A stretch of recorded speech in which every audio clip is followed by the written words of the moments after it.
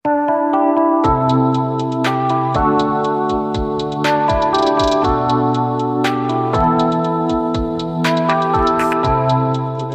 सबका स्वागत है आपके अपने YouTube चैनल पर।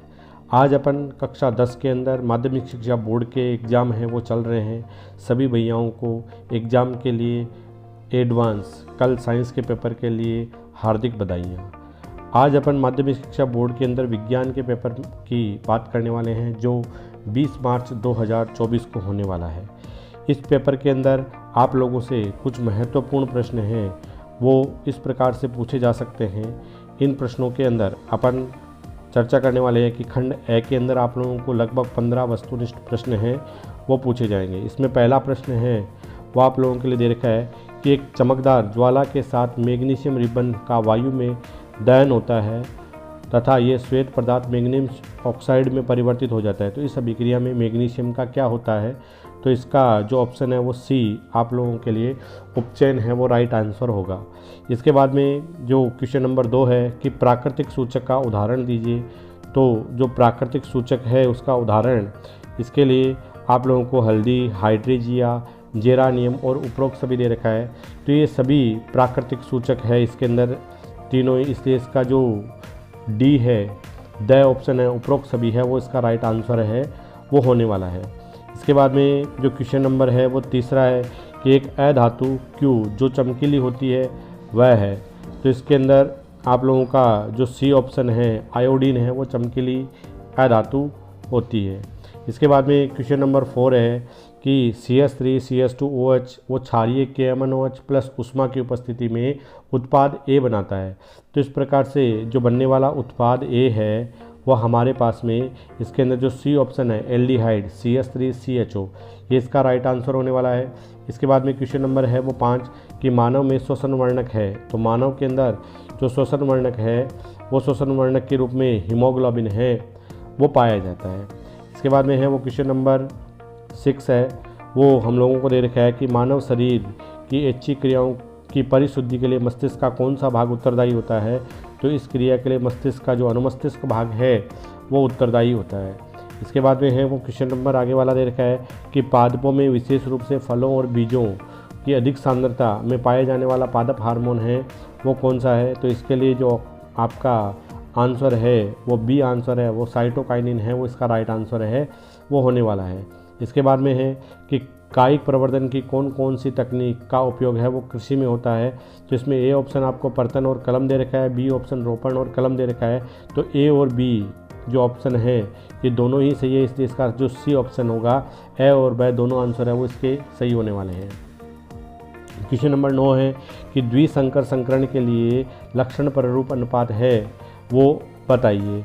तो इसका जो आंसर है वो बी ऑप्शन है 9:3:3:1 है वो इसका राइट आंसर होने वाला है। इसके आगे क्वेश्चन नंबर है वो आप लोगों को 10 दे रखा है जिसमें आपको एक आरेख चित्र दिया हुआ है, एक चित्र दे रखा है। इस चित्र के अंदर आपको अक्ष की वैल्यू पूछी है तो इसकी वैल्यू है वो आप लोग कमेंट बॉक्स में लिख करके है वो ज़रूर बताइए। आप लोगों का हमारे चैनल के ऊपर बहुत बहुत स्वागत है। आप लोग हमारे चैनल को ज़रूर सब्सक्राइब कीजिए और साथ ही साथ विज्ञान के पेपर के साथ आगामी पेपर है वो मैथ विषय का होने वाला है। उस पेपर की भी आप लोगों को एक वीडियो है वो अपलोड की जाएगी। जो आप लोग पिछली बार माध्यमिक शिक्षा बोर्ड 2023 का पेपर हुआ था उस पेपर में भी हमने जो पेपर अपलोड किया था उस पेपर से संबंधित अधिकांश प्रश्न हैं वो हूबहू वैसे के वैसे उस पेपर के अंदर आए थे। तो आप उस पेपर को देखना न भूलिए और इस पेपर को भी अधिक से अधिक लोगों को शेयर कीजिए ताकि बच्चे हैं वो एग्ज़ाम में अच्छे से अच्छे नंबर है वो प्राप्त कर सके। तो आगे वाला प्रश्न है वो हमारे पास में दे रखा है कि जो श्वेत प्रकाश है वर्ड पे किस रंग की किरण का विचलन है वो अधिकतम होता है। तो इसके अंदर जो ऑप्शन है वो आप लोगों का बैंगनी रंग है उस किरण का विचलन है वो सर्वाधिक मात्रा में होता है। इसके आगे दे रखा है विभवांतर का असाई मात्रक है। तो विभवांतर का असाई मात्रक है वो आप लोगों को मेरे को कमेंट बॉक्स में लिख करके बताना है कि विभवांतर का असाई मात्रक है वो क्या होता है। इसके आगे वाला प्रश्न है उसका भी आंसर आप लोग कमेंट बॉक्स में लिख करके मेरे को ज़रूर बताइए कि दिए गए परिपथ में ए और बी के मध्य तुल्य प्रतिरोध है वो क्या होने वाला है। तो ये आरेख चित्र आप लोगों को दे रखा है। इस आरेख चित्र को देख करके और आप लोग अपने कमेंट बॉक्स में इसका आंसर है वो टाइप करके हमें बताइए। फिर है के प्रयोगों द्वारा देखा गया है कि छड़ में विस्थापन उस समय अधिकतम होता है जब, इसके अंदर ए ऑप्शन है वो सही आंसर होने वाला है आप लोगों के लिए, कि विद्युत धारा की दिशा और चुंबकीय क्षेत्र की दिशा के लंबवत होती है, तब है उसमें विस्थापन है वो अधिकतम होता है।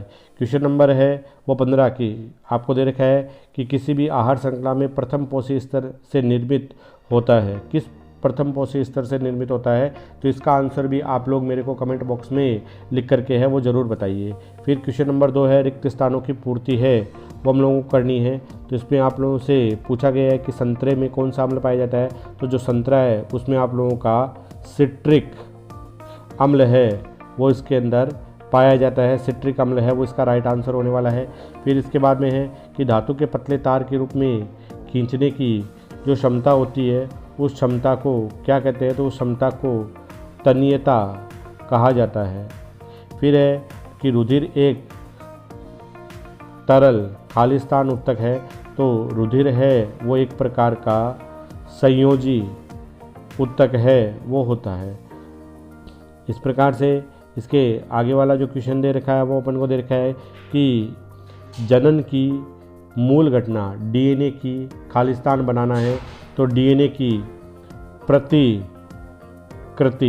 बनाना है वो इसकी महत्वपूर्ण घटना है वो हो सकती है। इसके बाद में इसके आगे वाला 5वां प्रश्न है कि माध्यम का निरपेक्ष अपवर्तनांक केवल है वो क्या कहलाता है। इसका आप लोग कमेंट बॉक्स में मेरे को बताना है कि इसका आंसर है वो क्या रहने वाला है। इसके बाद में जो 6 नंबर है इसमें दे रखा है कि यदि किसी प्रतिरोधक में प्रतिरोध को दुगना कर दिया जाए तो उसमें धारा की वैल्यू है वो कितनी रह जाएगी। तो इसमें जो धारा की वैल्यू है, अगर प्रतिरोध को दुगना कर दिया जाएगा तो धारा की जो वैल्यू है वो आधी रह जाती है। इस प्रकार से इसके जो 7वां प्रश्न है रिक्त स्थान का खालिस्तान दे रखा है कि सूर्य से आने वाली पराबैंगनी किरणों से पृथ्वी की सुरक्षा कौन करती है, तो इसका आंसर होगा ओजोन जो परत है। ओजोन जो परत है वो हमारी सूर्य से आने वाली पराबैंगनी विकिरणों हैं उनसे हमारी सुरक्षा करती है। इस प्रकार से रिक्त स्थान है वो पूरे हो गए। इसके बाद में क्वेश्चन नंबर 3 है कि अतिलघु उत्तरात्मक प्रश्न है, जिसमें आपको पहला दे रखा है कि एक संश्लेषित सूचक का नाम बताइए। तो एक संश्लेषित जो सूचक है वो मैथिल ऑरेंज या फिनोप्टेलिन हो सकता है। इसी प्रकार से जो क्वेश्चन नंबर 2 दे रखा है जिसमें आप लोगों से पूछा गया है कि एक ऐसी धातु का नाम बताइए जो विद्युत की सुचालक होती है, तो इसका आंसर है वो आप लोगों के लिए ग्रेफाइट होगा।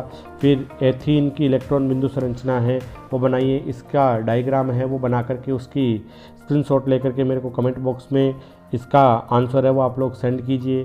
फिर है वो क्वेश्चन नंबर है कि सहसंयोजी आबंध किसे कहते हैं। तो सहसंयोजी आबंध है कि दो परमाणुओं के बीच में एक इलेक्ट्रॉन युग्म की साझेदारी के द्वारा बनने वाले जो आबंध होते हैं वो सहसंयोजी आबंध कहलाते हैं। क्वेश्चन नंबर है वो 5th है, वो अपन को दे रखा है इसके अंदर कि मेरुरज्जु आघात में किन किन संकेतों के आने में व्यवधान होता है। तो मेरुरज्जु है वो हमारी प्रतिवर्ती क्रियाओं का नियमन करता है, इसलिए वह प्रतिवर्ती चाप या प्रतिवर्ती क्रियाओं का नियमन करेगा। इस प्रकार के संकेत है वो मस्तिष्क तक नहीं पहुंचेंगे या मस्तिष्क तक जाने वाले जो संकेत है उनमें व्यवधान उत्पन्न होगा। इसके बाद में है वो 2 जीवाणु जनित यौवन संक्रमित रोगों के उदाहरण दीजिए। तो जीवाणु जनित 2 यौवन संक्रमित रोग होते हैं वो सिफिलिस और गोनोरिया नामक रोग है, वो यौवन संक्रमित रोगों की सूची के अंदर आते हैं। इसके बाद में है कि लेंस क्षमता है उससे का सूत्र और उसके मात्रक को परिभाषित कीजिए। तो लेंस क्षमता का जो सूत्र है वो हमारे पास में P = 1/F होता है और F का मान है वो मीटर में लिया जाता है। इसके मात्रक को परिभाषित करना है तो इसका जो मात्रक होता है वो डायप्टर होता है और ये डायप्टर एक डायप्टर है। यदि किसी लेंस की फोकस दूरी अगर 1 मीटर होती है तो उसकी लेंस क्षमता क्या कहलाएगी, एक डायप्टर है वो कहलाती है। इसके बाद में जो आगे वाला क्वेश्चन दे रखा है अपन को कि वाहनों के अग्रदीप में प्रकाश का शक्तिशाली समांतर किरण पुंज प्राप्त करने के लिए किस दर्पण का है वो उपयोग किया जाता है। तो इसका आंसर होगा वो अवतल दर्पण होगा। इसके बाद में जो 9th नंबर क्वेश्चन दे रखा है कि एक सॉकेट में एक से अधिक एक ही समय में बहुत से सांद्रित्रों को संयोजित कर दिया जाता है तो क्या होगा। तो इसका आंसर है वो आप लोग मेरे को कमेंट बॉक्स में लिख करके ज़रूर टाइप कीजिए और बताइए कि इसका आंसर क्या हो सकता है। इसके बाद में क्वेश्चन नंबर 10 है वो दे रखा है कि 2 प्राकृतिक पारितंत्रों के उदाहरण दीजिए। तो प्राकृतिक पारितंत्र है व हमारे पास में वन, तालाब वगैरह आदि है, वो प्राकृतिक पारितंत्र के उदाहरण हो सकते हैं। तो इस प्रकार से हमने खंड ए है, उस खंड ए के प्रश्नों को हल किया है। लघुत्तरात्मक, दीर्घ लघुत्तरात्मक और निबंधात्मक प्रश्न है, वो आप लोग ज़रूर देखिए। इन प्रश्नों के आंसर है वो आप अपने स्तर के ऊपर अपनी नोटबुक से देख करके इन प्रश्नों को हल कीजिए। ये प्रश्न हैं वो बोर्ड के एग्ज़ाम की दृष्टि से अत्यधिक महत्वपूर्ण है। आप लोग इन प्रश्नों को अच्छे से अपनी नोटबुक से पढ़िए और कल के एग्ज़ाम में इससे संबंधित या इस पर आधारित इसी प्रकार से संबंधित जो प्रश्न है वो आप लोगों से पूछे जा सकते हैं और इन प्रश्नों को देखना है वो ज़रूर न भूलें। साथ ही साथ इस वीडियो को अधिक से अधिक है वो अपने मित्रों के पास में शेयर कीजिए। हमारे चैनल को जिन्होंने सब्सक्राइब नहीं किया है वो हमारे चैनल को ज़रूर सब्सक्राइब करें। आज की वीडियो में इतना ही। Thank you, good bye.